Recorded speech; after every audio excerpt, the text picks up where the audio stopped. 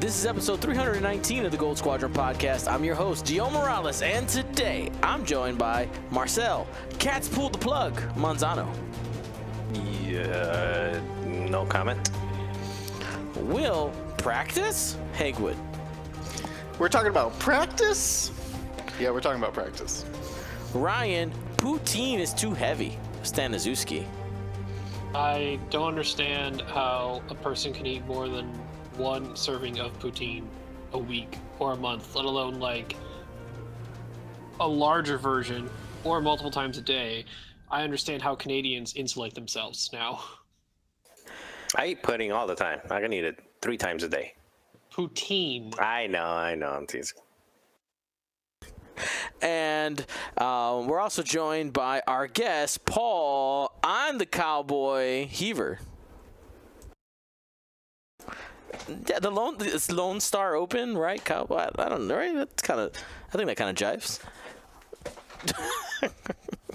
It is its own country. It can be. If they really want to, they can probably figure it out. I don't know. They could use a couple more stars. You know what I mean? All right. Oops. I just noticed somebody said they can't hear Paul, so let's double check something. One moment, please. Bum, ba, bum, ba, dum.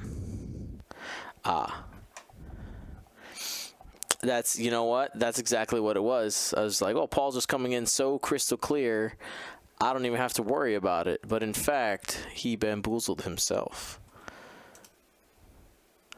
Try again, Paul. I'm the Texas national champion. There we go. No mistakes were made at all. So, yes, this past weekend we had the Lone Star Open. We also had today some information about the YT 2400 get dropped, and our first update in our GSP faction rankings competition. James is not here, but we'll go ahead and give you guys that information.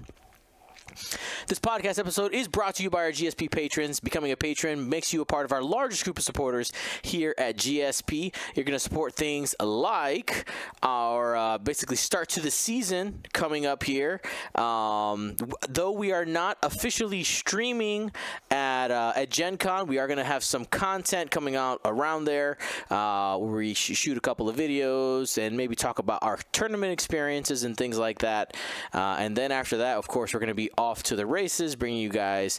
We have the Pastimes Store Championship. We have the Nova Open we'll be at. Golden State Games. We're going to be going up to Canada for the St. Laurent Open and just bringing you guys those world qualifiers. We didn't make it out to the Lone Star Open just because the status of it being a world qualifier came very late for our planning wise, but if it stays that way, we'll probably be there next year.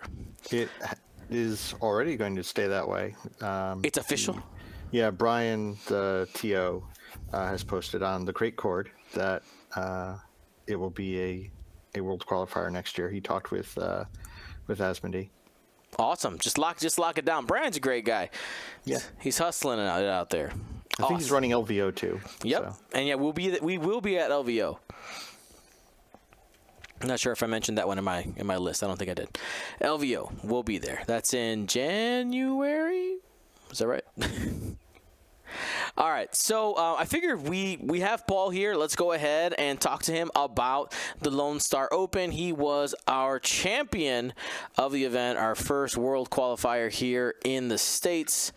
And by the way, quick shout out to Lambolo dropping some subs here at the starting of the podcast.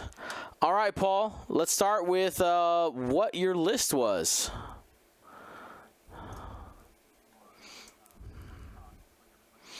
No, false.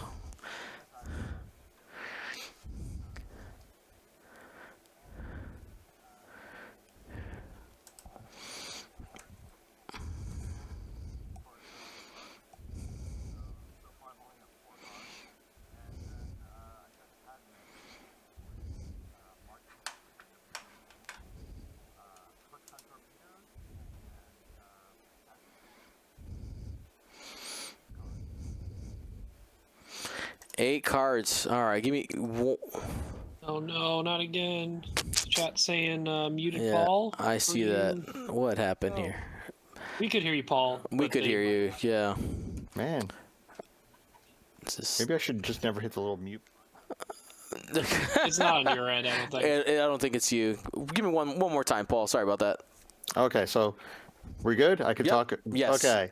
So I had the thematic list of Anakin, Ada, Siege of Coruscant version, all 3 of the Siege of Coruscant arcs, and Padme with marksmanship, which I never remember to use, proton torpedoes, and passive sensors. So yes, it's very thematic. Anakin and Padme skipping along with their 3 burly bodyguards and just mowing things down. Now, I know that James could probably recite you the Padme ability and how that works. For anybody who is not familiar with that card, can you remind us how that one works?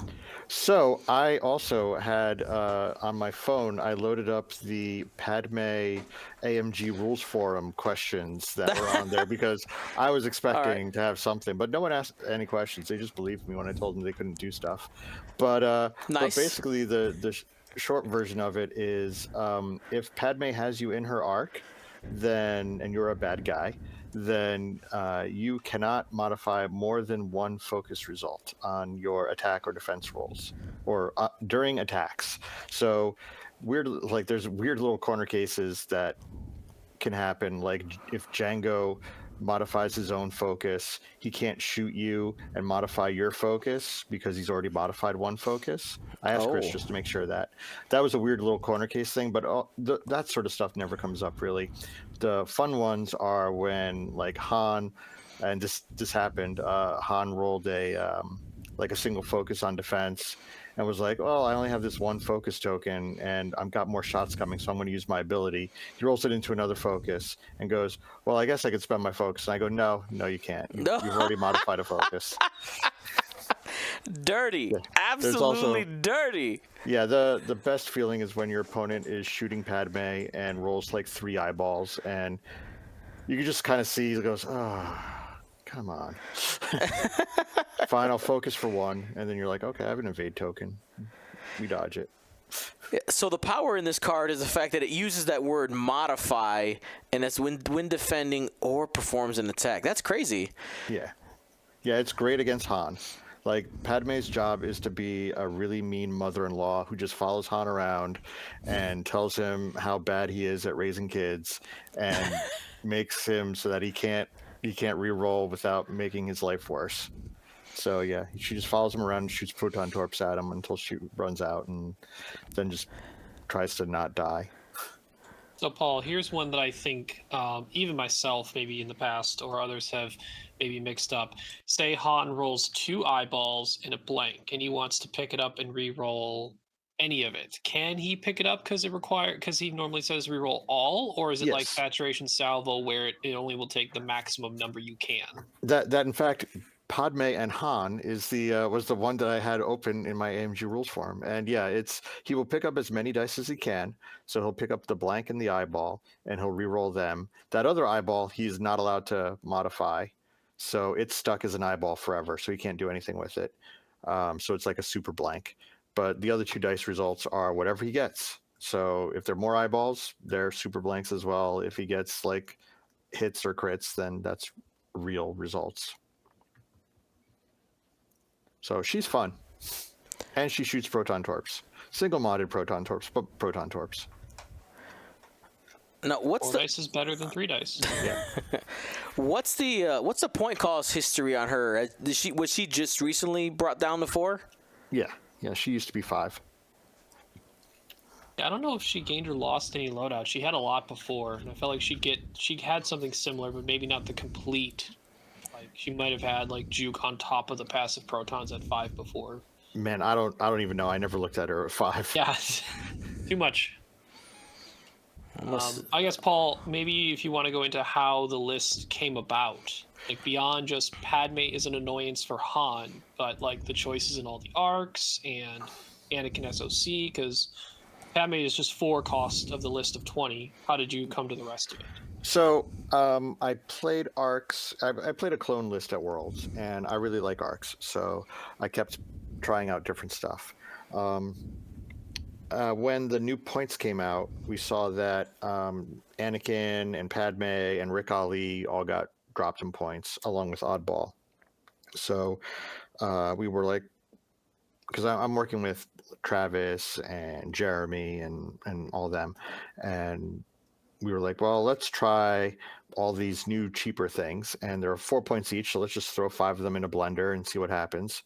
And tried a couple different iterations. I brought Anakin, Oddball Wolf, Rick, and Padme to Store Championship, and did pretty well there. Um, Rick was not really carrying his weight though, so I decided to pop over to Jag and just see if more beefy arcs was the answer, and it did really well in most of my testing.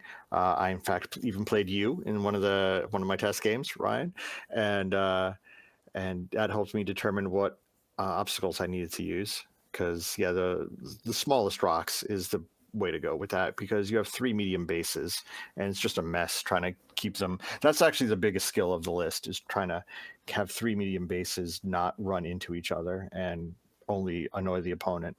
So you get, like, the biggest part of that list was just sitting there on a table and practicing, like, what works. I have to do a 1 bank here and a 3 bank there and a 2 bank here and barrel roll. Okay, so if my guys are set up like this, we'll do that, and so on and so forth. And because you don't want to have to try to figure that out live. Yeah, each arc being a different initiative can definitely make that a difficult task. So, taking time, sitting down, and planning out moves and whatnot. Like before a store championship I went to this weekend, I looked and tried to remind myself, all right, how far does a 2-turn versus a 3-turn go on an arc?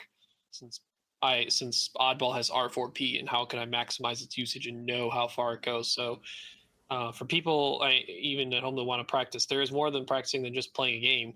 You can just sit there and just look at a board, throw an obstacle there in front of your ship a little bit, and say, like, what makes it around that? Or if I need to go a certain distance, what do I need to go? Et Yep. cetera, et cetera. So Yeah, that's the most important part of the list. Otherwise, like, Padme just kind of points at whatever is going to be most annoying and tries to drop proton torps into it with passive sensors. And Anakin, like, is just a super annoying little I6 Ada. So basically, you just have to figure out the balance on when to be offensive versus defensive on them. Because sometimes you actually do take the purple lock versus evading, and when you need to go fast versus if you can afford to go slow on Padme. So, besides, I guess, the obvious of assault being a large strength for this list, how do you feel in all the other scenarios? Well, yeah, like you said, assault is great. Like, anytime I run into assault, it's awesome. I do well on chance because all my things are 4 points and half points is 2 points, and they just shoot things. And they do have trouble chasing stuff down to kill it, because the arcs aren't really chasers. So so being able to get half points is really good. Boxes I'm okay on. It's in my top 4 game, I had Anakin pick up a box on turn 2, and it's just like, well, he's now just a big, dumb, I do a move and I shoot kind of guy, but whatever, he's earning me points. Oh yeah, I definitely picked up boxes with SOC Obi back at Worlds and just said, all right, I'm just three force and an evade. Try to shoot me. Yeah, so boxes I'm not great on. Scramble, Anakin's great at hitting buttons on scramble, and you never care about hitting buttons with the arcs. Like, you'll happily hit buttons and force your opponent to hit buttons. You have enough mods coming from other random sources like Jag's Lock and everything, so you can live without your focus when a lot of opponents can't. So I'm cool with the buttons, but yeah, definitely I would say boxes is probably the worst one, especially since with 1 agility on your arcs, there, if an opponent wants to shoot the box off of you, they will, even with oddball around. Like, So you played, if I saw the post correctly, against 8. Rebel lists? Correct. I played nothing but Rebel lists the entire time at LSO. Yeah, looking at your Swiss for rounds 1 through 4, at least they have it input in here. You played they're a all Falcon Rebels. in every round.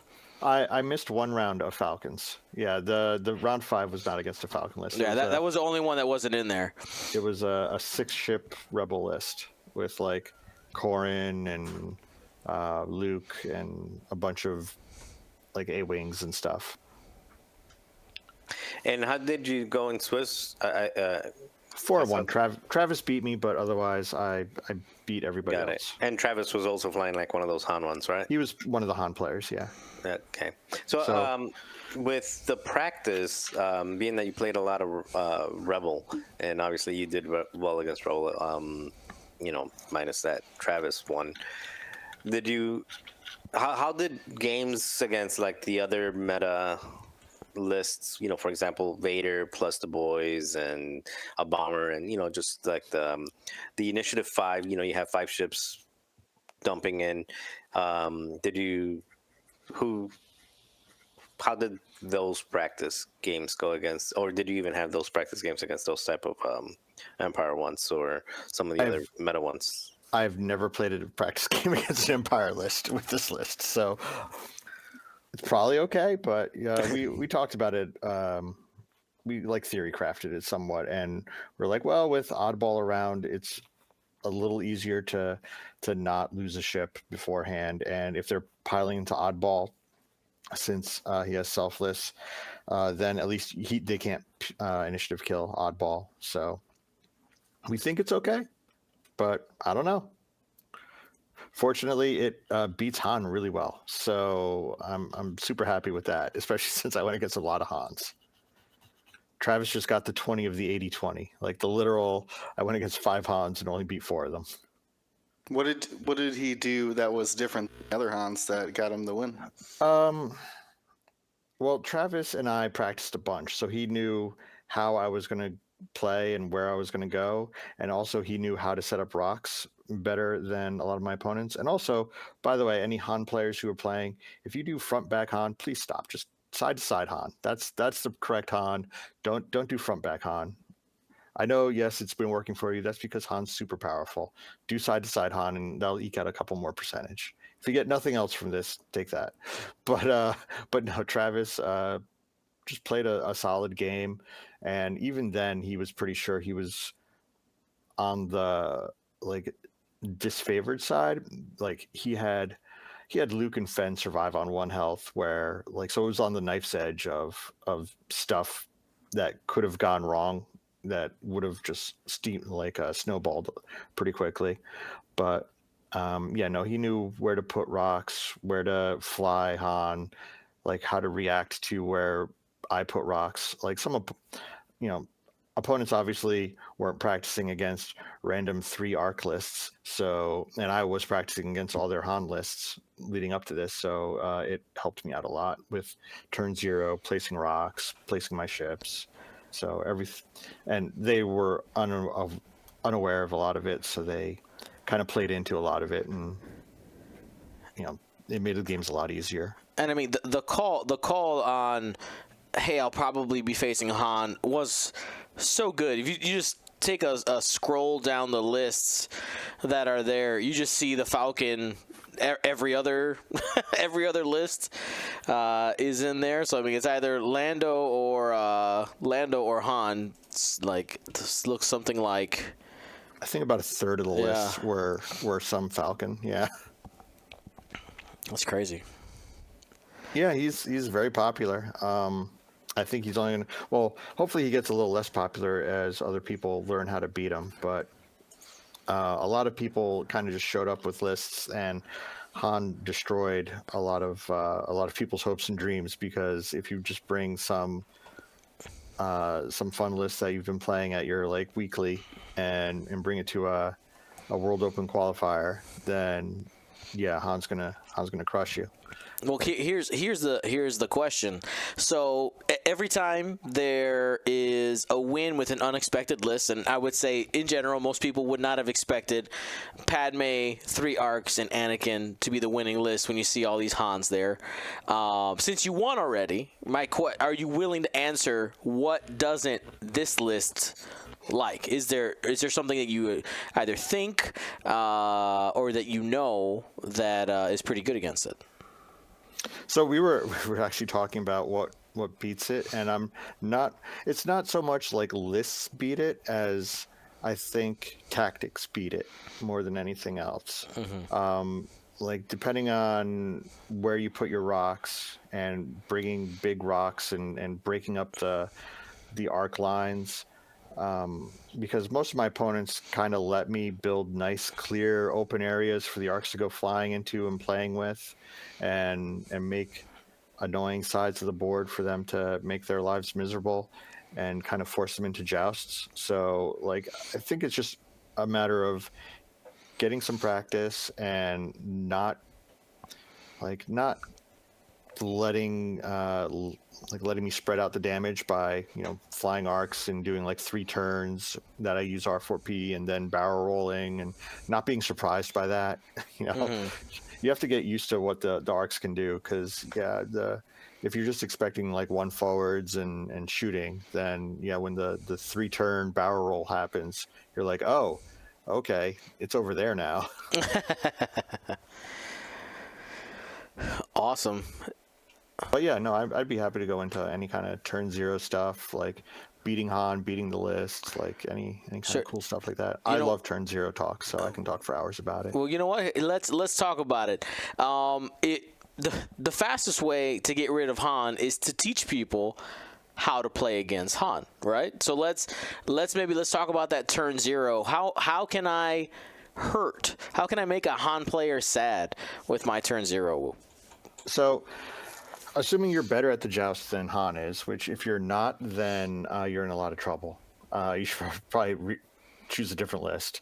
If you're better at the joust than Han, then because Han's not really a joust list, he's kind of he'll survive whatever you kind of do, and he'll just spread damage out with his Han, like Biston's ability and shooting torps and stuff into you, and Han doesn't die to start with, and then he'll just eventually get to the point where he can dive in on you and do like a range 1 shot and initiative kill you, and like Fen can do another shot and initiative kill one of your other ships, and then it kind of snowballs from there.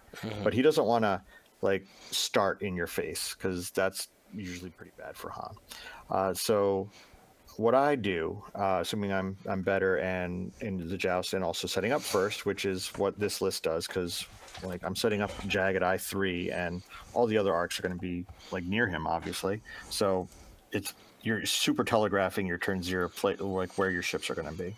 So what you do is you take your first, whatever the biggest rock you can find on the board. I brought 3 small rocks, but everybody always brings something large. And you set it pretty much in the middle, but all the way as far on the opponent's side as possible. So it's like range 2 from their board edge in the middle. And then you kind of do like a little quarter circle from there. That's the crescent that I know, Ryan, we've talked about this sort of thing before. So you set up like a little quarter circle so that 1/4 of the board is basically a bad side to start in. And the direction you go is not based on objectives or anything. I don't care where the objective markers are. The direction you go is based on where your opponent is placing his first rock, or maybe second, if you're placing second. Like you want to just make 1/2 of the board, either the right half or the left half, just absolute trash with as much garbage as possible, so that no one wants to fly over there. And then you set up all your stuff on the clear side, and with Han, they either put Han all the way in the corner so that he doesn't really have any choice but to go 4 forward on the first turn, or they put him kind of diagonally to try to skirt the hellscape of asteroids that you have.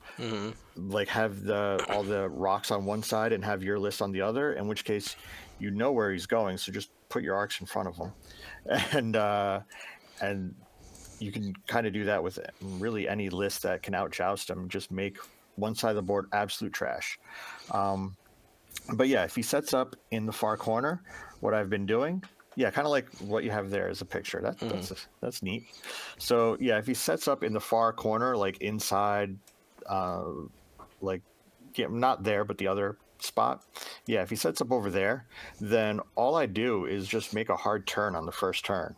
Just send all the arcs in that direction, because he's going 4 forward, because there's no way he's going to squeeze through any of that weird little crescent that you put in. So one of my opponents, actually, when he saw me do the 2 turn on the first turn and he went 4 forward, his second turn he just turned onto a rock. Like he just Oh, instantly no. and it caught me by surprise. Yeah, he just dropped himself on a rock. Yep. And my arcs were now pointing at nothing, because Han did not keep going forward. And I'm like, oh, okay. So then, fortunately, like, nothing really happened at that point yet. So my arcs were able to turn back around, and then they're chasing behind Han at that point. And things went badly for him after that, but it was interesting, because I did have to move my arcs through my own asteroid hellscape to catch up with Han. And I mean, but the arcs can, if one of them lands on a rock, it's not the end of the world. Like, oh no, I've taken 1 or 2 damage, whatever. But yeah, and if he sets up there, I just hard turn in, and we fight in the upper right corner. And you're doing rocks, not like debris or. I bring small rocks. Okay. But I place whatever the biggest thing is that's available. But I bring the I know, smallest. Paul, going into the good practice game we had, that you were using larger gas clouds originally, because you still like the idea of bringing large obstacles for Han to deal with to make this crescent in case other Hans bring small stuff as well. Yes, but no other Hans are bringing small stuff. They're all bringing big debris clouds. So for Chopper to fly over and everything, but he still doesn't want to land on them or fly through them if he doesn't have to. But yeah. So yeah, either he sets up there and goes straight, or he sets up kind of diagonally in the corner and goes kind of into the middle with all the rocks on his side, in which case you just kind of, you don't fly it where he was, you fly it where he's going to be. And nope, not there. Oh, I guess he could go there, but I've never seen them go there, because usually there's. You had to write the first. Yeah, I had to write the first time. I was just double checking. Cut across the middle and diagonal, and you just got to lead him where he's going with your arcs, not like where he was. Yeah, because he's going to. You have to kind of make sure that you'll keep the 1 straight covered, but also the 4 straight and the boost. So that's pretty hard.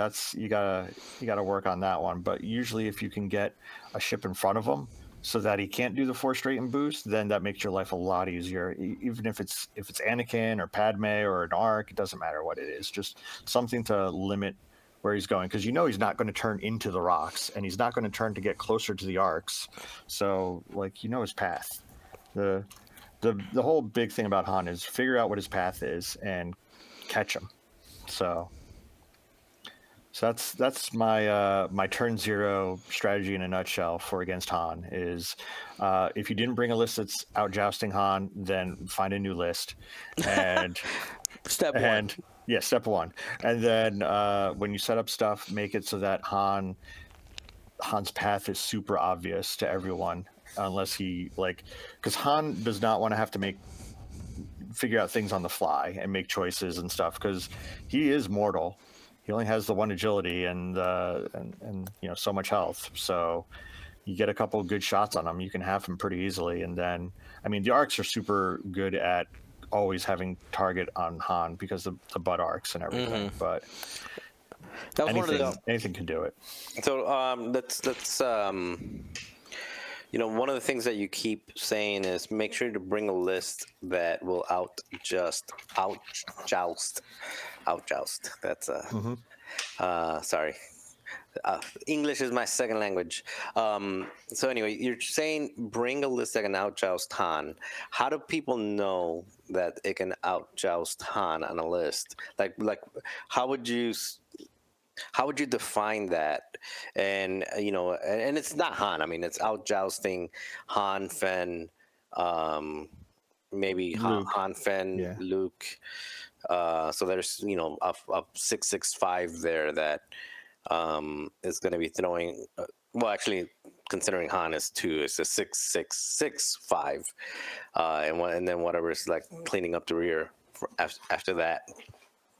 Yeah, no, that's a great question actually, because if in general, I don't like bringing a lot of like 2 attack die ships that maybe get 3 dice. Like Anakin's the closest thing I bring to it, and the only reason I'm okay with that is because he's I6 and can reposition and everything to make sure he gets his thing going. And also, it's not the end of the world if Anakin only rolls a 2 die shot. Like he's there to kind of hunt down the stragglers that the arcs can't get more than anything else. But yeah, I would want to have a lot of 3 die shots. A lot of ways to like cheat mods, like I have Jag and Wolf and everything to get extra mods out of things. But like I would think, like I haven't tried big chunky like FO type lists, but I know that they kind of don't like having a bunch of I6 shots into them, and then you lose the TIE fighter. Like if you lose Scorch before he gets to shoot, then that's you're like, oh well, that's you don't want to lose ships too easily. So I don't know. I would say the end version of it is just try to joust them. Just get a friend and be like, hey, you just come at me and throw some dice at me, and if Han wins too often, then I obviously can't do it. But for the most part, like 5 3-die attacks is kind of where I draw the line of like this is where I want to go. Like about 15 red dice, and be relatively hardy so that like a single or 2 I6 attacks aren't going to kill you. Because I mean, Han's not going to double tap the same guy. So you just have to survive Han and Fen, and then you're into the I5s where, at least if Luke's also shooting a torp at something, then, and yeah, maybe that'll kill it, but a 3, and a 4, yeah. But if everything he has is shooting at one thing of yours, and then you shoot back with everything you have left, then hopefully you kill one of theirs, or at least half Han, and kind of cripple him. So yeah, about 15 red dice is about where I call this is about where I want to be.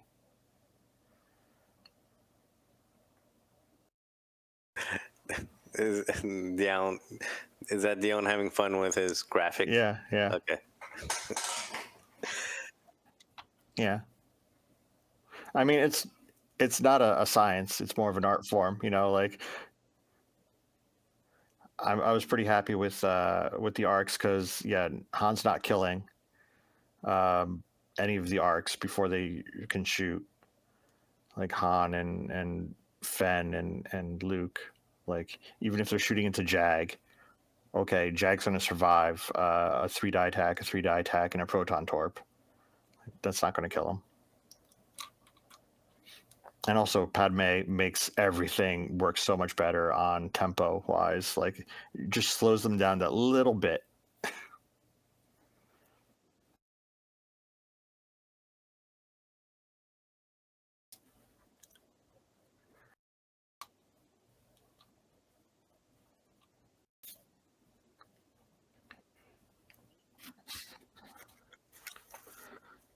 Yeah, if you point at blank space and Han just boosts past you, you're like, oh well, I guess I lost this game. Like, yeah, at that point it just becomes reps and flying and knowing where to put your ships. yeah. In any of your games that people just try to come at Padme from multiple angles and range 1 and nuke it, or were they mostly focused on the arcs?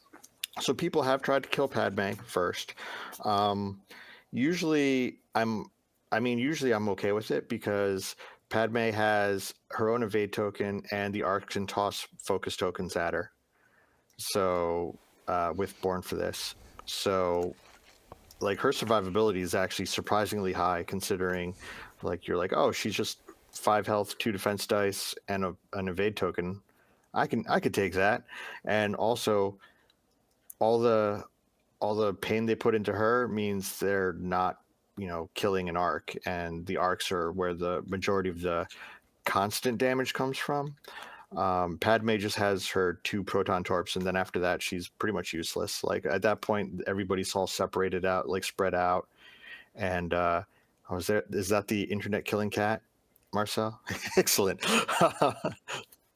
So, but yeah, after like as long if she gets both torps off, even though they're like single modded torps, if she gets them both off, then I count that as a win with her.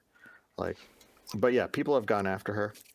It usually doesn't end very well. Like basically, the rule is if you see an arc on the table, kill the arc.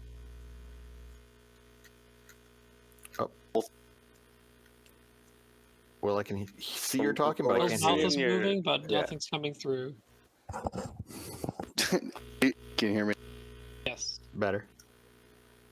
Did you find yourself forcing the? Oh no. Cutting in and out again.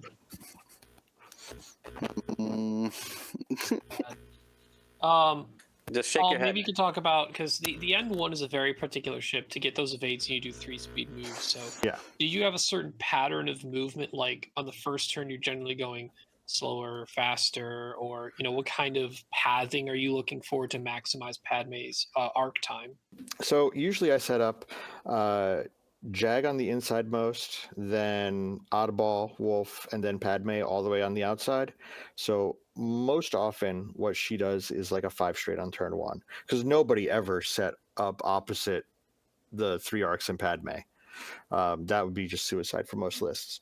So yeah, normally she just goes 5 forward on turn 1 and does like a boost, and then like for turn 2, which is usually the turn you start getting into things, like she'll do a 3 bank and use passive sensors, and then after that usually she'll do just a slow move, because most often people are not shooting at Padme, they're shooting at the arcs, and I'm fine. Like she doesn't need the evade token at that point.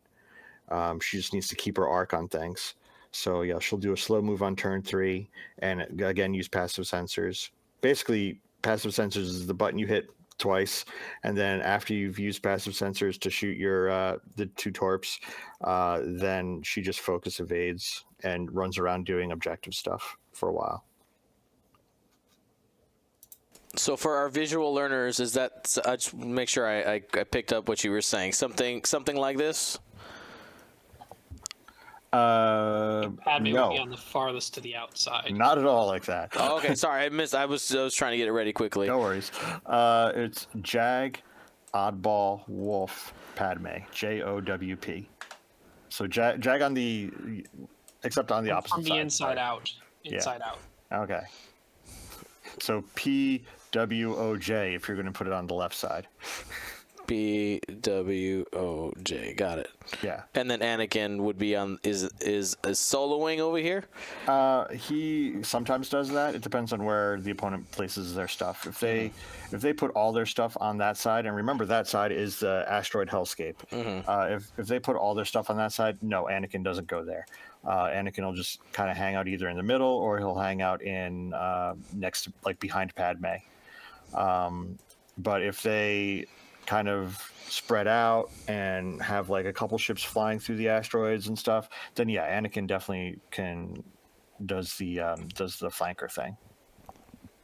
So a lot of times when we see multiple initiative ships at different levels set up in a corner, mostly from the inside to the out, it's low to high. But obviously we see from JOWP, it's a 3, a 5, a 4, and a 4. So that oddball movement, I assumed you practice, as you talked about a lot, in how to work with it. Now having that oddball be in the middle of all that, being the highest initiative, moving last, with someone to the right moving first overall, and 2 people to the left moving second amongst the list. Yeah, that is a lot of work to get used to moving all that stuff. If they're kind of just going towards the center, like going straight first turn and then banking second turn and coming in, then usually that's relatively easy to keep track of. That's the most often thing what you end up doing, because there's usually a nice big open area in the center. By the way, if you want to make my life more difficult when I'm playing this list, put rocks in the center area and like make them not all clumped up together, but wide enough that I can't get two arcs near each other basically at the same time, so I have to kind of spread out even more because the arcs do not like spreading out. But yeah, so like put one basically just on the other side of the center objective, basically from you, and yeah, like basically what you got there, those three little circles. That makes my life really much more difficult, and with just getting the arcs and moving them around places. But yeah, generally. If you have to do the 2-turn opening with them, what you end up doing is Jag and Oddball do the 2 turns, and then they barrel roll back to your board edge. That way, Wolf has a nice open slot, and he can kind of go straight forward and kind of take the lead at that point. And then you'll have Jag and Wolf with Oddball kind of behind.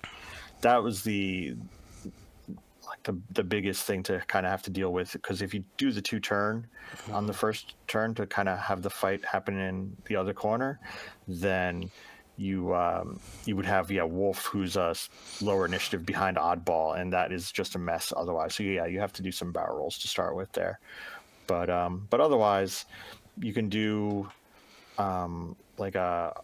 if they're all even and you do like a 3 bank with Oddball and like a 2 bank with Wolf and then barrel rolls behind Jag, then usually like stuff like that works out pretty well. So yeah, you just have to sit and practice it on the board a few times to get used to, okay, if we're set up like this is how we turn, so that 2 turns from now I'm not completely hosed. You talk about barrel rolling the arcs a lot. That was something I practice with the 2 arcs I brought in my Republic list to Store Champ this past weekend, and it sounds obvious, or it was obvious when I found out, but I didn't really think about it before. A barrel with a medium base is the same distance as a barrel with a small base, because a medium is a 1.5, and you're flipping the horizontal 1 straight for the barrel vertical. And it's the same total distance of being A2 straight. And the forward back distance is huge with the medium base barrel roll. So yeah, barrel rolls are great. I use them a lot just because, especially with Jag and Wolf, you have passive mods kind of that just kind of show up. So yeah, as long as you can shoot something, get a Jag lock, have Wolf use Jag's lock, and Jag gets another lock, then even if you're barrel rolling, you're still getting good mods. Obviously, you don't want to if you don't have to, but you're okay with it. Because yeah, these ships there's no linked actions. There's no you just move them towards something and hope that you manage to figure out what your opponent is doing, and they're in front of the like lawnmower that is 3 arcs pointed at them. Lawnmower out the front, wood chipper out the back. Yeah. Yeah, that's actually an important part, is you want to be able to get those back shots. Otherwise, like a big chunk of your arc offense is nerfed. So yeah, that's when you have to kind of plan out, okay, this is the turn that Jag's going to do a 3-turn and barrel roll, but the other 2 arcs are still going straight, so that Jag has a front back shot. The other 2 arcs are just shooting front into this thing. Maybe I block something onto Jag. Okay, now Jag's going to do another 3-turn, or 2-turn, sorry, and clear the stress. And the other guys, and then there was a picture once where from the finals when Jeremy did a absolutely perfect Luke Talon roll, where I have 3 arcs all pointed in different directions, and Luke Talon rolled into the middle of all 3 of them so that none of them could fire at him. It was great. Like, but yeah, he's just like this little Luke with like perfectly set in between 2 arcs that are pointing in opposite directions and pointed at a 3rd arc that's like parallel, like perpendicular to all 3 of them. And I was just like, oh, cool, I didn't see that one coming. So yeah, congratulations. And then I think Anakin and Padme punished him for being there though, so it was all good. How often do you find yourself using the K-turn on the ARC 170s, or do you try to avoid it? I used it pretty often, but yeah, I try not to. I would prefer to have already been starting to do like 2 turns with them, or 3 turns depending on which arc it is, and then just do another one, because if they're all facing the same way and they're all just K turning and everything, eventually, for one thing, there's rocks in different places, so they're going to stop you. But and especially since you put those rocks in probably the bad place that is in the opposite corner from where you're starting, so it's my own fault that I'm not K turning half the time because I'm pointed at rocks. So usually it's 2 turns and then another 2 turn. With the front and back arcs, assuming you planned ahead a little bit, usually you get shots when you're doing your 2 turn, and then so it's not like a completely wasted turn. And even if it's not, you have other arcs, and hopefully things aren't going too badly. So, 2 questions. One of them is just from one of the things that I didn't see a lot of. I mean, Empire and in the whole LSO. I think there was a couple lists in there, which is Empire is usually what people fly most, and then Rebel comes in second. I know Han is probably contributing to that, but you still got Vader. Han's broken that pattern. In the last couple of big events, it's been Rebels as the most. Yeah, and then the other question. Oh, well, actually, the other question was more of a public service announcement. So I've seen people trying to make Sunfac work. Stop. There's just like medium and large base galore. Oh yeah. Well, it's not even that. Don't even try. So I did a lot of testing with a separatist list that I was ready to bring to the store champ I went to this past weekend, which, by the way, I said a couple times, Forest City Open. It was a great event. Those guys at Canada was awesomely ran. Big props to them. If they're going to do it again next year, you should go to it if you can. But the separatist list I was trying, it was like Sunfot, Grievous, T-81, Dirge, and a Vulture. Honestly, it is concerning that Han is existing and there's more medium-based and large base ships around. But I think the thing that, to me, that scared me the most trying Sunfok was other I6s, and there's more of them out there now because a lot of them got cheaper. Yep. And I cannot exist in a saturation salvo arc at all. Those are terrifying. I have to play perfectly against those TIE bombers. I have to do what Fen Rao can do, except I don't have a bank boost. I need to go from range 4 to range 1. And I can't really do that with a 3-bank because I have a 3-bank straight boost, not a bank boost. Yep. Yeah, I love Separatists, and I spent a lot of time playing Separatists, but I shelved them for now because Sunfac is not doing it. And it's not his fault. It's just the meta is, moved into a spot that he's not really strong against. So stuff like Grievous is still great. Dirge is still great. You're probably, if you're playing Separatist, you're probably going to bring at least one. You're probably bringing a fire spray of some variety, just because, again, going back to outjousting Han, you're going to want to have. Oh, and of course, Dis is T-81 is still a great too. You're going to want to be able to have a bunch of 3-die shots that aren't just going to collapse when Fen and Han look at them. So Sunfac is definitely does not fit the does not collapse when Fen and Han look at them, unfortunately. Sunfac collapses under almost any fire, any actual threatening fire, even if it's just one. He's still very concerned. He would like to. He only has a single mod the entire turn for his offense or defense. Yep. So was this the second World Qualifier, or have there been other ones? I know that the UK one, since the current point change, UK was first, and this is the second or third? Yeah, this is the first in the US, but is the second overall, I believe. So the first one was won by Bartos with the Han, and then Han started getting saturated, and everybody's flying Han because he's great. What is your, and then also for Dion Ryan, what do you guys think? You think that because of this result, the next one's Gen Con in 2 weeks, we're going to be seeing a bunch of Republic, Padme, I know James would love to hear that, Padme, Republic, Padme, and arcs and stuff like that? I would love to see a bunch of it. I'm not sure how much people can get good at it in 2 weeks if they haven't already been playing arcs before, but but yeah, go for it. Yeah, I think it has a really good matchup against the Han Boogeyman, and is solid against every other list that I've played against. Like, you're at least in the game. Generally, I lose because I'm outplayed tactically by my opponent. Not like, hey, I was never in this game. It's like, oh, I was in it. I just, messed up with an arc. So I know you are Marshal of Nova Open, correct? Yeah. Okay. If you were to tell someone what they should play at Nova that wasn't Han and wasn't the list you just won with, what would you say?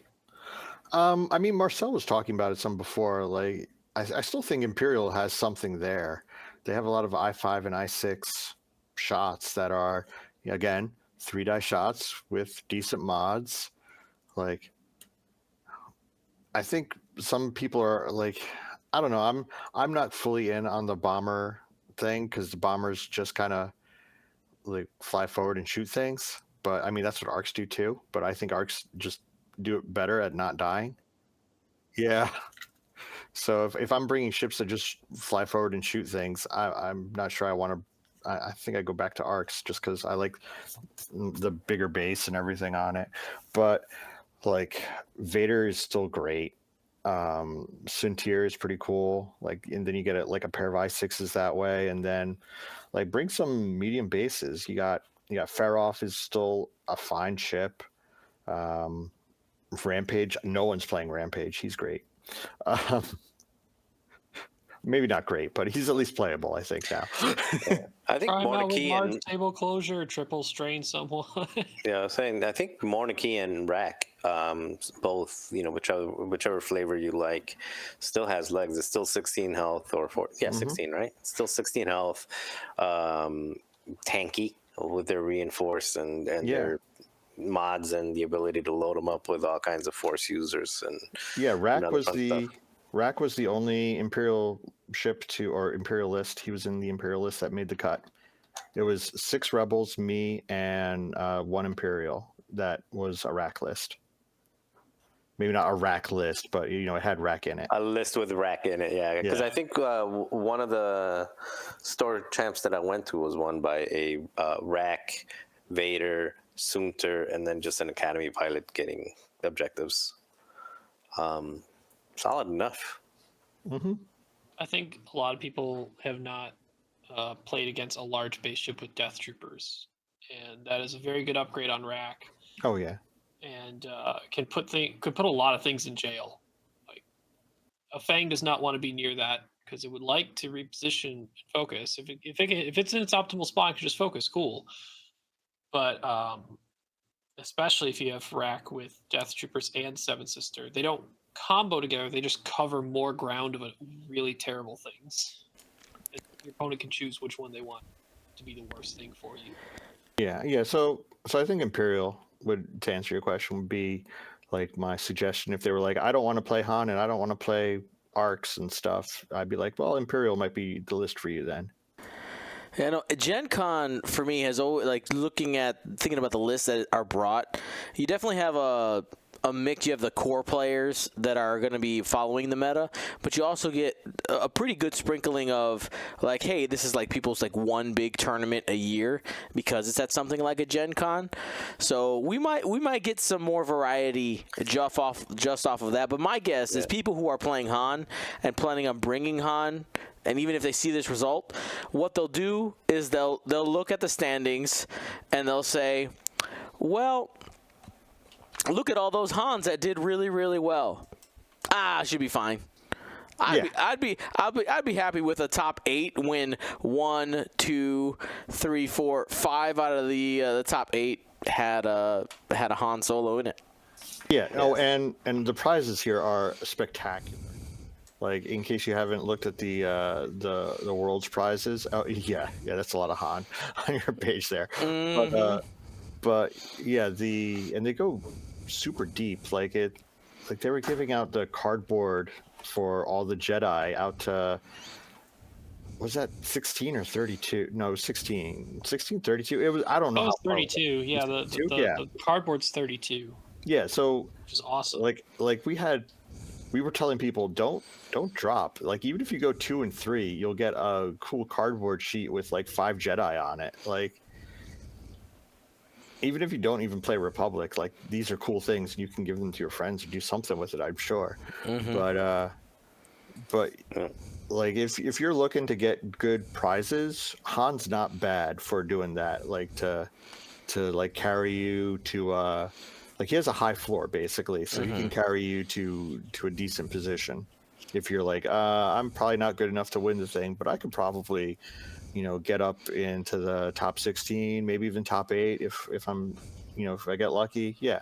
Especially if you keep your arc sideways like proper Han players.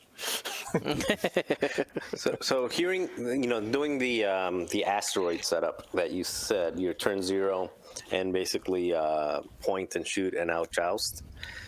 And I'm just thinking out of the top of my head other things that people that don't necessarily want to fly Republic, or they don't own Republic, they don't own 3 arcs. You have to. That's a thing that you got to consider. You have to own 3 arcs. Oh yeah, it's not cheap to buy 3 arcs. So another thing, I guess this isn't much cheaper, but I think the I'm gonna call it, we were calling it 5T70s, even though it's not really 5T70s. But it's like the 5T70, or it's the 4+1. Or you get usually like the 4, and then you get like Jarek in there or something with a mag pulse, so you can get Nien and Elo both in there. But that essentially, I mean, just by hearing the way that you did it, minus the the Padme doing Padme things, I mean, it sounds like a very survivable jousting block that could do that. Yeah, no, type of. I like the air quotes 5T70 with like, Kaz or whatever is, in there. But yeah, it does. Yeah, it's 15 dice. It's survivable enough that probably 2 shots aren't going to kill it. In fact, even 3 shots might not even, like, because 7 health behind 2 agility with some defense mod is reasonable, and it has a decent number of tricks. Like especially if you have Neen and Elo in there, if you squeeze them in, like they're great. If you find room for Poe Falcon, then you can join all the other Falcons that are in there, just a different Falcon. But yeah, no, I think you're right. Like a Resistance 5 ship list with a bunch of 3 die attacks, and you find like M9G8 to get a little extra modification. M9G8's amazing.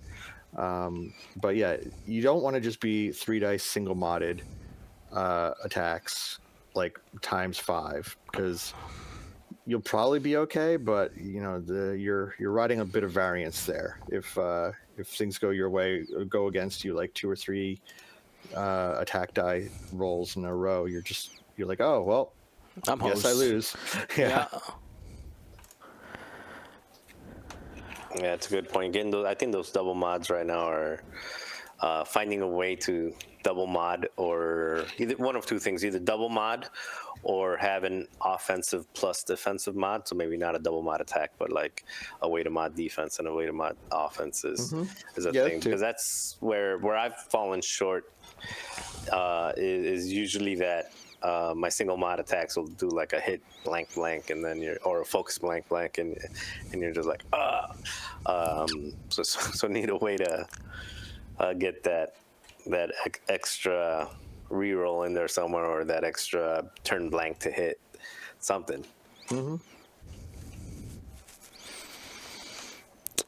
And sorry. So I was just saying, this list just got my head turning. Because here's the thing, Paul. So I have been just like with my newest baby and stuff. I've been super busy. I decided I'm gonna play at Gen Con, but I haven't played outside of a 1-store championship where I just came in, brought in a random list, like net listed something and did terrible, but had a good time. I might just grab your list and go be terrible, but have some. It sounds like if I just don't want to play, I don't want to fly Han, and I want a chance. Maybe I just bring it just so that I don't feel completely terrible by bringing. Try to farm other Hans, like try to farm the Hans, and Yeah, just practice moving the arcs on a table when when your kid's napping, and She doesn't sleep, Paul. She never sleeps, man. But gotta anyway, sleep sometime for like 30 minutes at a pop. Whatever. bro, we can talk later. Yeah, we'll talk later. Oh man, but yeah, I'm curious. I like the beef. The Padme, if somebody hasn't seen it before, definitely gives that eye boggle effect. Excuse me? The what? It'll be fun. And Anakin is super fun when like you try to use Anakin kind of as bait. Like people are saying like, "Oh, Anakin is fragile." And I'm like, "What Anakin are you playing?" Like if I want Anakin to not die, I don't think he dies. Like you just put him next to Oddball and he can eat whatever focuses are thrown his way. Like a lot of times I'll take target locks with Anakin on the opening round of combat because I'm like, here, I want you to think you can get Anakin and shoot at him. And like, oh no, he's got a target lock and only 2 force. You could take him. He just also has 3 friendly focuses nearby with Born for this. And then even if you get 2 damage through on him, he just leaves for 2 rounds and regens twice. And then your entire round that you did is wasted. So as long as he doesn't die, you don't care about Anakin taking damage and taking shots. You want it. You want them to shoot anything that's not an arc as much as possible, because once they figure out that they can just kill the arcs, that's when things kind of go bad, because you don't want the games to go long because the arcs die. Which I mean sounds obvious, but yeah, they're 1 agility. They'll take whatever chip damage comes at them. So you have to do the objectives and make sure the games end reasonably quickly. So that's why I'm kind of worse at the boxes, because like you can do the objectives but have your opponents kick the boxes off you, and you're like, oh well, that Sad. sucks. Yeah. Like I'm not earning points anymore, so I have to win the fight. Like, because if the game goes to turn 8 or 9, you probably lost the game because your arcs are all dead by that point. Right. All right. So you're saying slow play, make sure you get 4 rounds in. Well done. I'm gonna have my eyes on you at Nova Open. Don't do it at Nova. Yeah. I know Paul. Very low tolerance for slow play. Yeah. I guess Paul, if you want to take this time, I guess, and plug Nova. Yes, I do want to take this time and plug Nova. So yes, we only have like 55 people signed up so far for Nova, and I think Nova should have a ton more people than that. But so please come to Nova. It'll be awesome. It's in DC. You can come, and if you sign up for the Friday, you can go out with all the other X-Wing players on Saturday and go to the Smithsonian and go like hopping around to all the doing all the tourist stuff. Or you can be like, hey, all the good players are playing Friday and doing tourist stuff on Saturday. I'm going to do the opposite and go do the tourist stuff on Friday. That works too, because yeah, it's going to be a great convention. We're in a new spot in actual DC. I haven't seen it, but it looks pretty. Is it still in the same area, or is it? No, it's different. It's like into DC now, into DC proper now, not in Arlington. Same airport though. Yeah, same airport. You still fly into DCA. Awesome. But yeah, it'll be a great time. And that's when again? Labor Day weekend, whenever that is. Okay, I think that's like September. It's in September, yeah. Yeah. I know, because that's the one where we don't have to like tear down everything super fast on a Sunday and run to catch an airplane. Because number one, usually the flights aren't late enough, and usually there's not work on Monday, so that usually works out. Yep. Yeah, I remember the date because I'm flying out August 31st, which is the Thursday. So Nova is September 1st, 2nd, and 3rd, the Friday and Saturday. Yep. Technically, there's also stuff happening on the Thursday if you want to come and play side events and stuff. But yeah, it's going to be super fun, and it's a great tourist destination if you want to do touristy things and you haven't done DC stuff. We can give you all kinds of advice to do on the off day.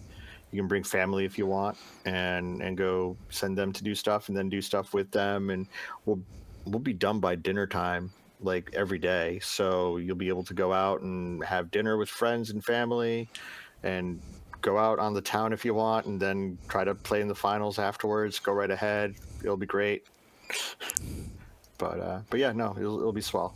You should definitely come if you haven't signed up already, because we don't have a ton of people signed up for it, and I was very sad about that.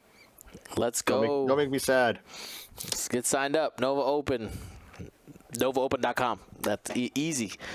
Make it happen. All right, real quick here. Just want to give a quick update for our rankings as of this weekend and the Lone Star Open. You can see that I, Dion, am in the lead. When it comes to the rankings, Ryan is excited to dethrone me very quickly, though, as we get more real results. So we'll see what happens. You all put Scum at last. We did. I mean, it's true, but you.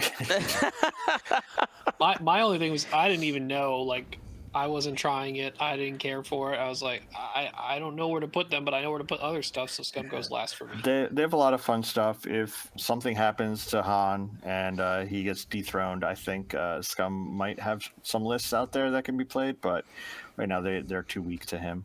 Yeah, I like my number 1 and 2. I think I would probably keep the same way, but drop First Order down to like above Separatists. So I think that's what's keeping me back. But I like Rebel Republic. I still like my chances.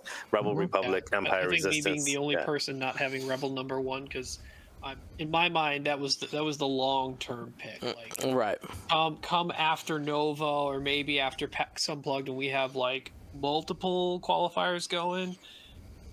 When people try to figure out how to fight against Han and a lot of the premium Rebel stuff. I think that's where my head was at. Although I don't currently like how low I put Resistance originally. All right. Well, we'll see. We'll see how that ends up shaking out. Well, the other big thing that we have to talk about, and Paul, no pressure, you can go, or if you want to hang out, is the 2400 coming out. The Lebo Dash. Yeah, I can stick around and talk a little bit about this. It looks cool. So, can I say, like, I'm excited to talk about what we are getting. I do want to say I'm a little disappointed, only in the fact that I wish that I feel like they had an opportunity to add some more pilots when we talk about the 2400 showing up in Star Wars Rebels, and they didn't. Maybe it was just they spent their development time on just completely reworking it, and it's just using the pilots that we had already. But it could. I mean, I don't know when else are you going to have an opportunity to drop those? Maybe it's in a future Hot Shots 3 type of pack. Yeah. And I think the other missed opportunity was to add a little bit of uniqueness between the Scum and the Rebel versions. I mean, you can't see the Rebel Lebo, but the dash looks to be exactly the same. You just look at the end of the text to the right. Assuming Lebo is probably the same. So I think it would have been nice to give them a little bit of extra flair. But let's talk about it. But I actually have a question. I also saw that there was reworded dash cards as well. Oh, there they are. So are these are they being reprinted, or are they being These are the modified? new custom cards. Yep, Okay. this is just what they are now. They should have different types. Yeah, they have different titles to them. Yeah, this is Freighter for Hire and Wisdom of Ages. Okay, so everything that came in the old dash, those are still not going. Those are banned. probably going to stay banned. Well, why would they stay banned? They're in extended, so they're probably going to stay. Well, not banned, but they're going to stay not. Why would they playable stay in- in extended though? We got Hawks from the Scum pack, so all of the Hawks that were an extended move to standard. So I don't guess see we'll whether see. there'd be any difference.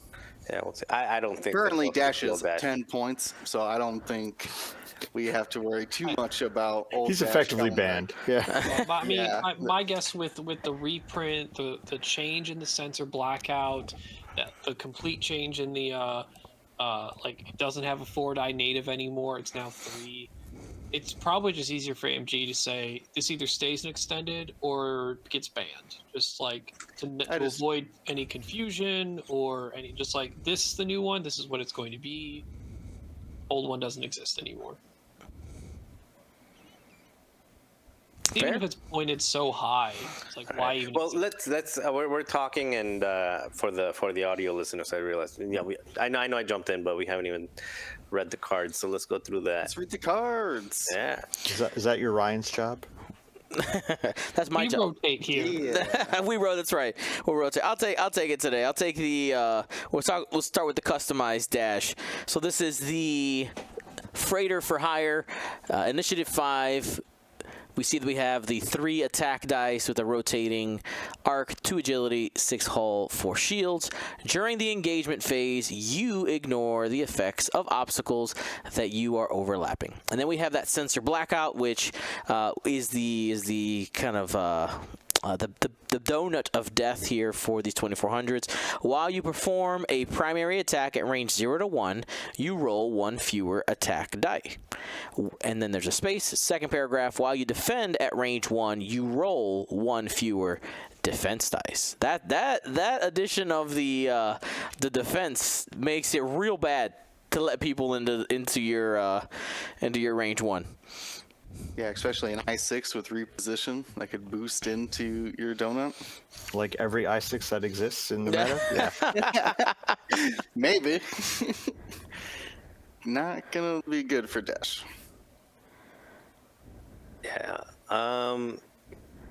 Yeah, I mean, and it's everything else is pretty much standard. Well, outside of the now, I'm assuming that the Outrider title is going to be re-released with the text that is on the standard loadout as well. So I mean, it will have. I mean, that's the assumption, right? The Outrider title will probably get re-released with this errata. With this errata. Which says, I'm not going to read the whole cards for the standards, but just that part. It says, while you perform a primary attack at range 3, roll an additional attack die. While you perform an attack, if your attack is obstructed by an obstacle, it's so hard to read, you may change one of the defender's evades to a focus. So it's basically Juke. Juke, yeah. Trick shot juke. See, I think this might support Ryan's thought that they're not going to allow dash, because old school 4 attack die dash with this Outrider title like attached to him would be a terrifying 5 dice monstrosity. So I'm assuming they're not going to allow that, but who knows? Also, there'd be 2 Outrider titles that have the exact same name and single dot now too if they're re-releasing the Outrider title. Well, I mean, they've done that with Slave 1. Yeah, I was going to say Slave 1 had 2. One got banned for obvious reasons, that it was changing the dial. But there's still a possibility. I do agree, though, mixing the old Outrider with this new dash ability, or sorry, the new Outrider with the old dash, could be pretty interesting. I'm assuming they're not going to allow it. Interesting. Yeah, interesting is in way expensive. How do they? This just a quick thought. How do they differentiate the 2 Slave 1s on the point sheet? Separatist and Scum. But the current Slave 1 can be used in both. Right. Only the original one that changed styles could only do Scum and not Separatist and Scum. So they have it. They have it that way listed in Scum. I'm just curious. This seems more likely that it'll end up being listed as an errata. It feels that way because they'll both be just the Outrider. I mean, that's a guess. We'll see. I think they still have points for banned cards, even if they are. No, banned. but if it's an errata, then it's not banned. It's just modified. All right, and then on the What about Lebo, Ryan? So custom Lebo, I3, after you defend or perform an attack, if you spent a calculate token, gain a calculate token. Which is nice because Lebo is just a single calculate ship as the custom version. So it's good to, if you've spent it for defense and still want something for offense, you'll still get that back. It's kind of like an internal Garvin Hera, where you're just going to keep having it over and over, except it's just to calculate and it's only for yourself. Defensively, he's like Luke in that he always has an eyeball mod.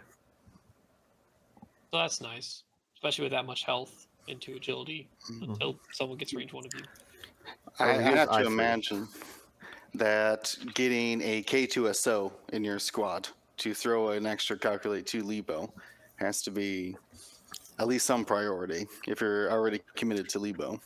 I mean, we don't know if this will just get a crew slot anyway. I assume it will. I don't This is think. the custom one.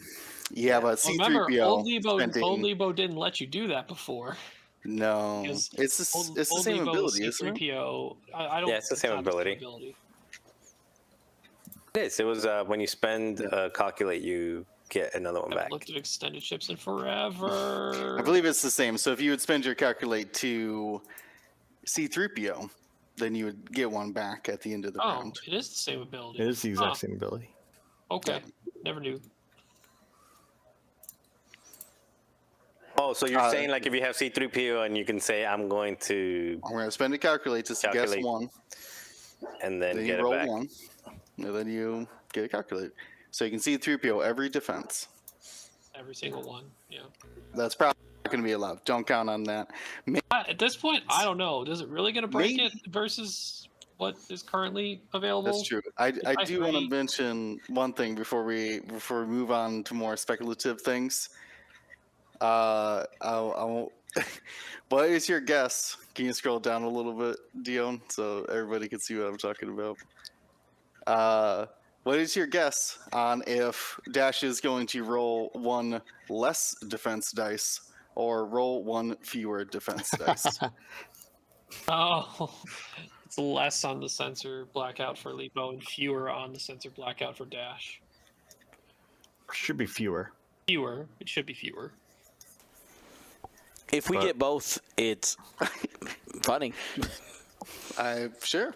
It's just so noticed it, and we'll have to assume that they will choose one word to go with. But for now, Travis says the lesser of two evils.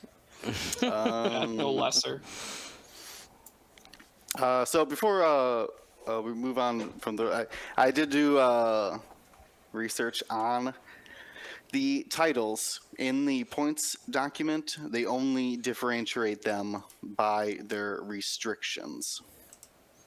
So this one says scum, fire spray, and the other one says separatist or scum, fire spray. It's the only way to tell the difference between the two.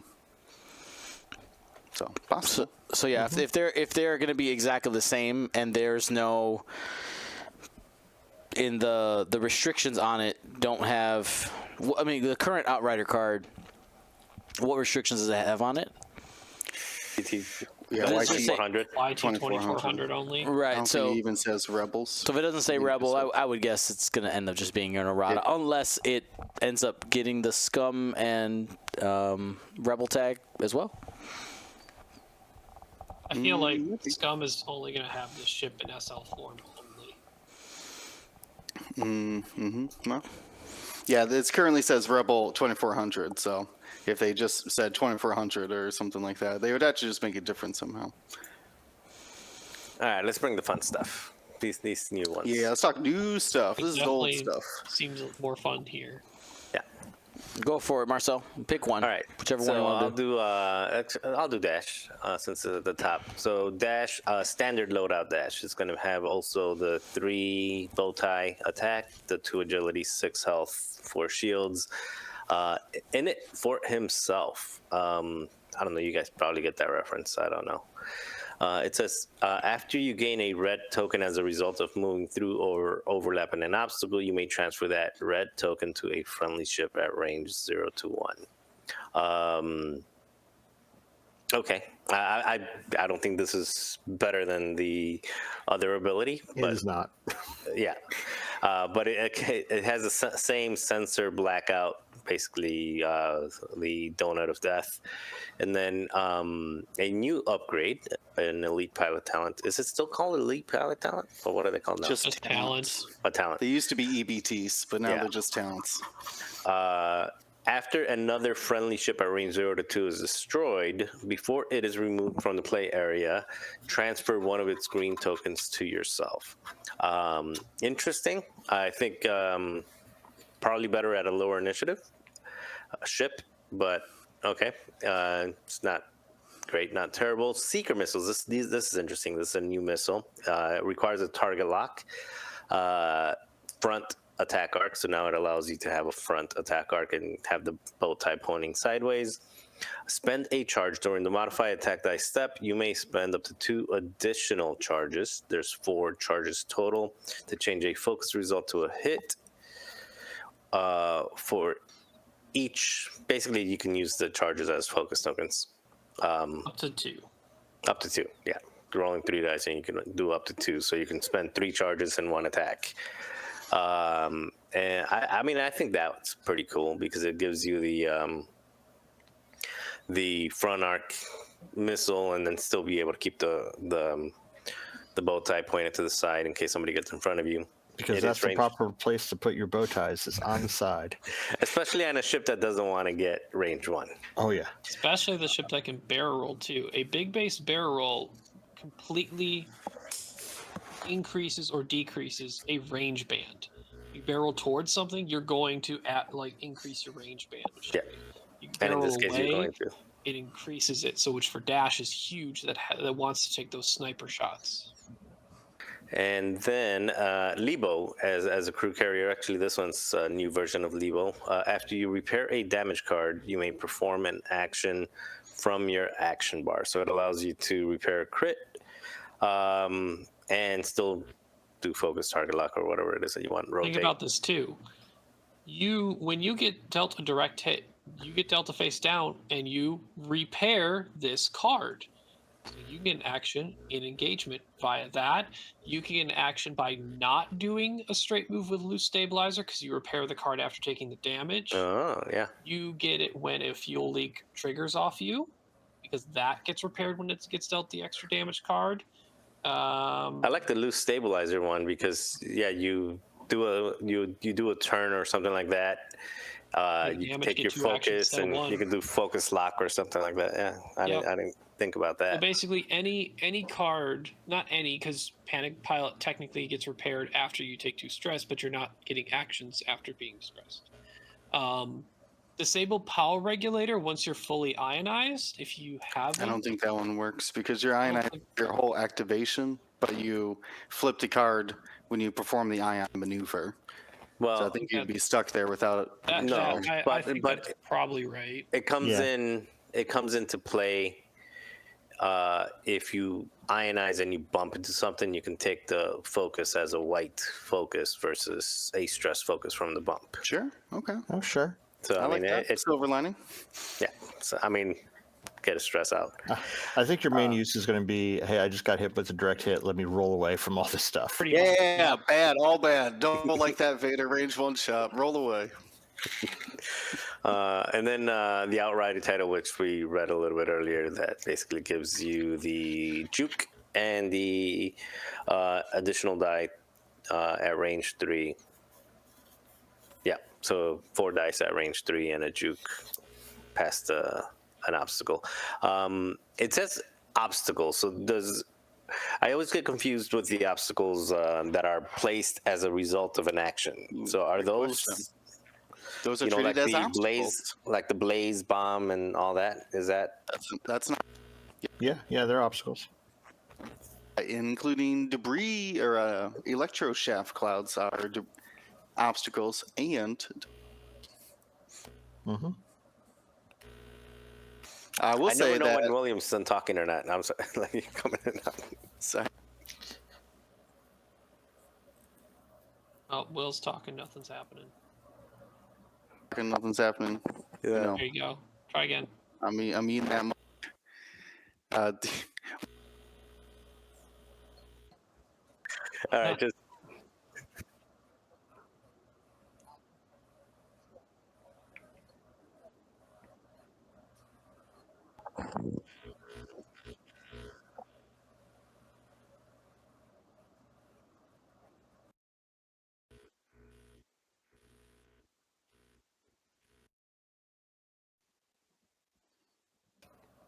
Good Rob- question.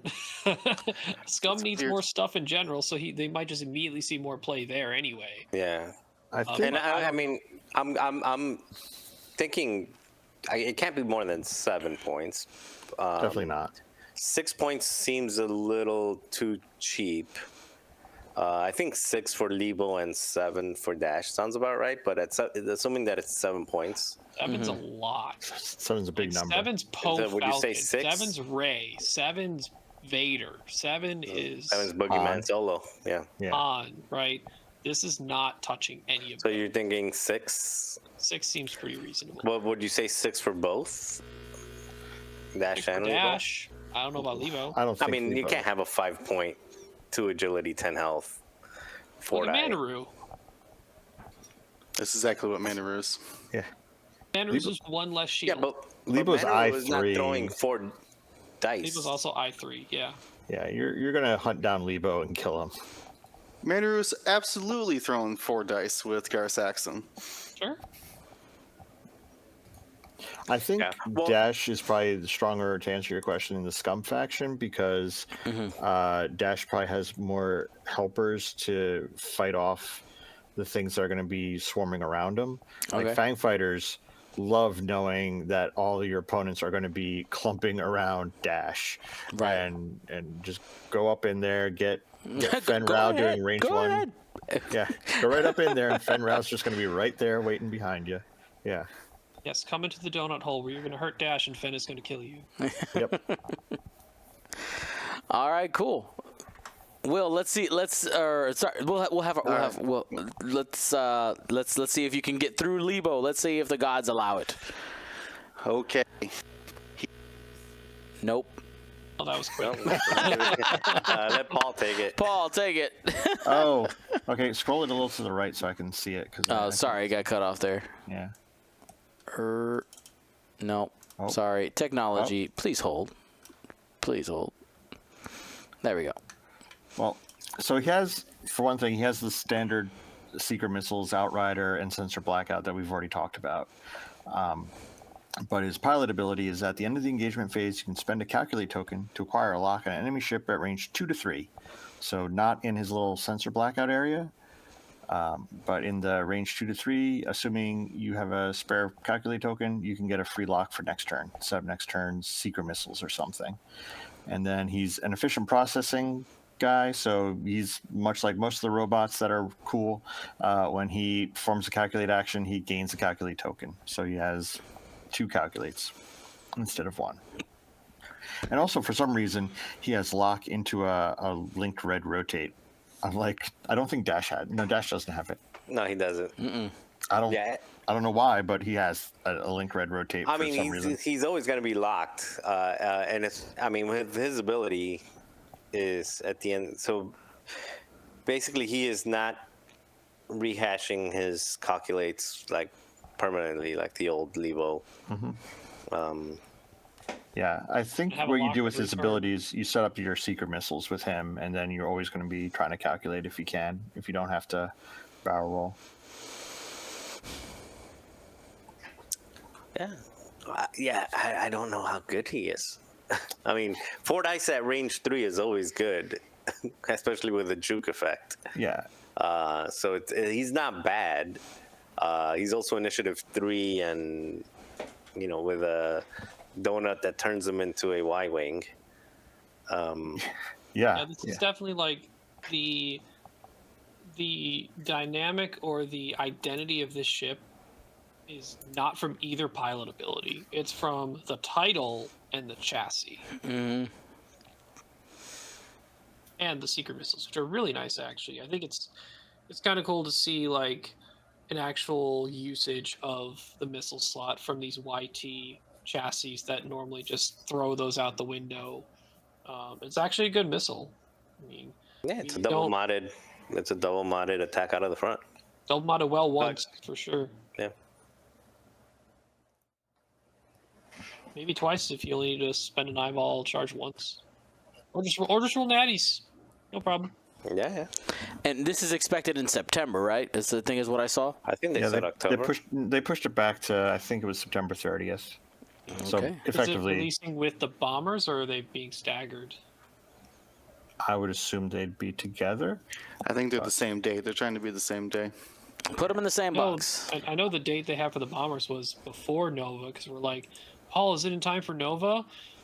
And the answer was yes at that point in time. Yeah, if they move it to September 30th, obviously it will not be legal for Nova.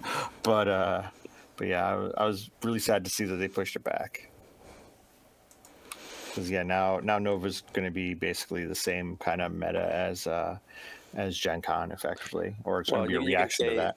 The next evolution of the evolving meta. Let's call it that way. Yeah, it'll be if everyone's playing Han because Bartage won with Han, and then maybe Gen Con everyone's playing like Arcs and Padme and Anakin because of my win. Then maybe everyone at Nova is going to be playing whatever the guy who wins Gen Con does. So who knows? Maybe it's just going to be just rotation of powerful lists. I think Ray. I could definitely see something Ray in there. I definitely want to try Ray and Poe T70 together again. The 4-ship, like Ray, Poe, 4-point thing, BB-8, but also like Arcs and Han. Both of those, if Arcs show up more because of Paul's win at Plateau, I already figure like Han hates crits, and so do Arcs. Vader's really good at bringing crits. It's like there's that Empire part of it too. Mm-hmm. Vader's there providing crits. You have Soontir as another high 6 to contend with the double 6s that we see in some of these lists. And or Rack, who's also bringing crits and is really hard to bring down quick. I feel a little sad that Republic gets Oddball and the other arcs at 4, and the Rebel arcs like Nora. You know, they're all kind of not. They're not. I'd like to play some Nora. I think it'd be nice to get Nora at 4, just so. Yeah. Just to see some Rebel arcs on the table. Yeah. Nora's kind of terrifying at 4. I don't know about that. So is Oddball and Wolf and those guys. Nora's a whole other story. Just literally get an added evade just being range 1 of any enemy ship. I don't see a problem with that. I do. Well, with that, we're gonna bring the show to a close. One critique for AMG that I realized this week, I realized that on their website they don't have unless I haven't seen it. Maybe you can correct me. They don't have a list of their releases that have happened. So like previously, and I know only thing we can do is compare to what was the past, but Fantasy Flight Games, you could click on X-Wing releases and you would be able to see it all in order, everything listed. I would love a list, because with me trying to get caught back up with my personal collection and all that, I was like, wait, what's been released? And it's very difficult to like piece it all back together. I know enough people to get it done, but I'm thinking an outside person, not so much. It gets really hard, because even now I'm trying to build. Like, I didn't realize until today that I do not own a Republic Z95, so I ended up just using like a Rebel one, since they have the same dial. Mm-hmm. When I went to so I went to go play today. That was the first time I went to the league night on Mondays, because usually we do the podcast. But yeah, I was like, I didn't know that I didn't own that. I thought I did. I mean, but I guess not. So it's a little bit hard to do kind of a head count of where you are, and then when you build something and you realize like, hey, that's not there. Yep. Just a little critique there, AMG. I think it would be helpful. I think it would help you. Like, oh, I don't have that as part of my collection. Let me go buy it. You link it up to the Asmodee website. Done. Easy. Maybe it's on the Asmodee. Here's a question for you. Speaking of Asmodee. Yeah. Some people pulled the image on the Asmodee pre-order section for the YT2400, the back of the packaging. Ah, And it yes. says it does come with 8 upgrade cards. Ooh. What do we think the chances are that either Mercenary or Seeker Missiles become actual separate upgrades and not only standardized? Well, let's assume Outrider is one, and then there's probably gonna be like Trick Shot or something. That's true. Outrider Assume both for the as custom crew. ones, right? Yeah. But Take I two mean, of them I as think that, crew. yeah, I think Dash and Lebo. that's Dash and Lebo as the crew members. That makes sense. I don't know if it'll be old Lebo or new Lebo, like whatever the new Lebo was.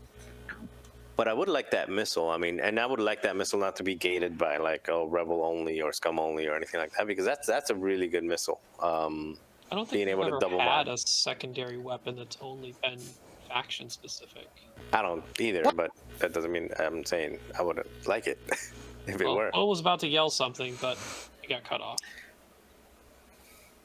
He's gonna yell one point, and it's gonna finally come through. And it's gonna blow our All right, so eight upgrades. If we just look at what we have here, right? So Mercenary, Seeker Missile, Lebo crew, Outrider. There's a Dash Rendar crew, Dash right? crew was a thing before, yeah. All right, that's 6.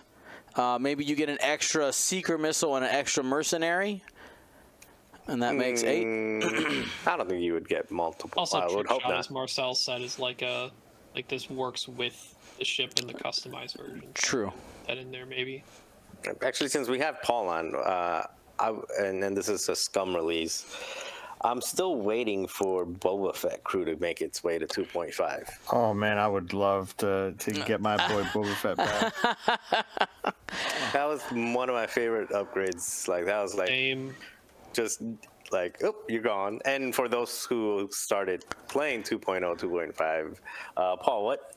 So just real quick, like say, Boba Fett's ability what was happened and why? Like, why are we saying you? so And Boba what was Fett it? was the card I designed after winning the 2014 Worlds, because back in the day, they gave us the opportunity to design cards when we won the big tournaments. So Boba Fett was my second card. So that was 2014 Worlds. And yeah, if you dealt a face-up damage card during attack, you can discard Boba Fett to go fly over there and steal one of their upgrade cards and destroy it. So basically the whole point of it was I hated Advanced Cloaking Device on Whispers, and I wanted to destroy them. And I also, I think this is before Palpatine, but that was probably the thing he got the most use of, was shooting Imperial shuttles and having Boba Fett fly over, grab Palpatine, and boot him out the airlock. Yeah, I mean, I'm just saying, like, how much fun would it be to be like, hey, Han Solo, no more Biston? Yeah. Oh God, I would love to take out Biston. Yeah. I always heard, Paul, that you wanted to take out engine upgrades on large base ships with that. Oh, that too. Yeah. Taking out because engine upgrades just gave you a boost. Yeah, to ships that never normally had it. So Yeah. people who are used to like decimators not boosting, decimators used to boost because people took engine upgrade on it. My favorite was the delivery system was Ketsu Bosk, and it was on Bosk all the time. And my favorite was knocking the TLT off of Ghost VCXs that could double tap the TLT. But my favorite instance of it was knocking off a TLT and dealing a blinded pilot crit when I was in their primary arc. So not only did I get rid of the TLT shot, I got rid of the 4-die shot that would have been coming at me either.